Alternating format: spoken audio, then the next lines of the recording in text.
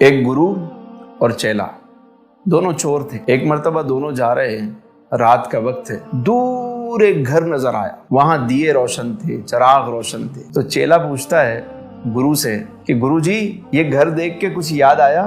ہم نے 10 مرتبہ اس گھر میں جا کر چوری کی ہے۔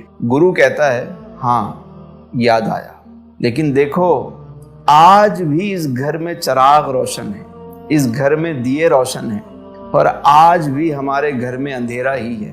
ہم نے اتنی چوریاں کی، اتنی بےمانیاں کی، لیکن ہمارے گھر میں وہی اندھیرے کا اندھیرا ہے، اور اسے دیکھو اس پر کیسا کرم ہے کہ آج بھی اس کے گھر میں دیے روشن ہے۔ تو جس پر اللہ کا فضل ہوتا ہے، جس پر مولا کا کرم ہوتا ہے، اس کے گھر میں چراغ جلتے رہتے ہیں، اس کے دیے روشن رہتے ہیں۔ ہم میں سے اکثر لوگ جب کہیں کسی ادارے میں جاب کر رہے ہوتے ہیں یا کام کر رہے ہوتے ہیں تو وہ جب جا رہے ہوتے ہیں تو کوشش کرتے ہیں کہ کوئی نقصان پہنچا کر جائیں، اسے کوئی سبق سکھا کر جائیں۔ اس سبق سکھانے سے کوئی فرق پڑنے والا نہیں۔ اگر جاتے ہوئے اپنے محسن کا شکریہ ادا کر کے جاتے تو آپ کو بھی بھاگ لگ جاتے، آپ کے بھی دن سنور جاتے۔ ہم دوسروں کو نقصان پہنچاتے رہتے ہیں۔ میں نے دیکھا ہے اکثر لوگ کسی فوڈ فیکٹری میں ہوں، ٹاول کمپنی میں، کسی گارمنٹس میں، ہوزری میں کام کر رہے ہیں، شام کو آتے ہوئے 2-4 تولیے لے آئے، کوئی گارمنٹس کا کپڑا اٹھا کر لے گئے، کسی فوڈ فیکٹری سے کچھ پیکٹ اٹھا کے لے کر چلے گئے اور دوستوں کو کھلا دیا۔ دوستوں میں واہ واہ ہو گئی، دوستوں میں تو واہ واہ ہو گئی،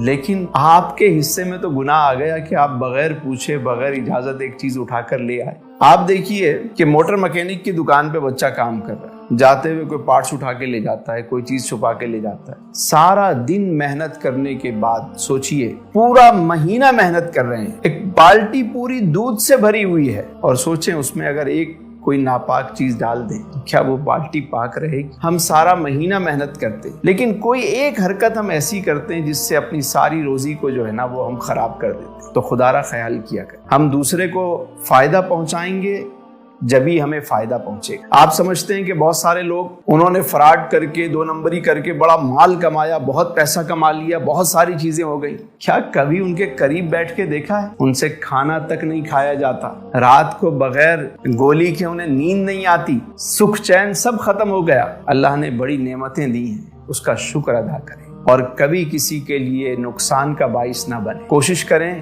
جب آپ دوسرے کو فائدہ پہنچائیں گے تو قدرت آپ کو فائدہ پہنچائے گی۔ اللہ تعالیٰ آپ سب کو آسانیاں عطا فرمائے اور آسانیاں بانٹنے کا شرف عطا فرمائے۔